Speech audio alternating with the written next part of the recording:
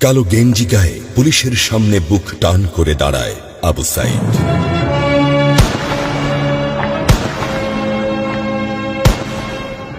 Police তাকে রক্ষা করার বদলে গুলি করে। ঠাস ঠুস কয়েকটা গুলির মধ্যে একটা গুলি লাগে তার কোমরে।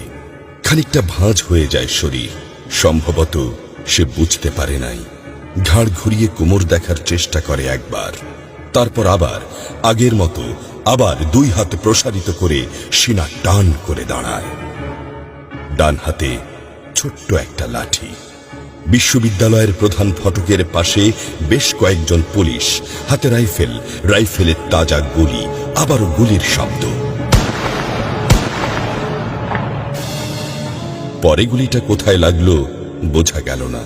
তবে আবু সাইদ টলছে। পড়বে পড়বে ভাব, কিন্তু সে সোজা হয়ে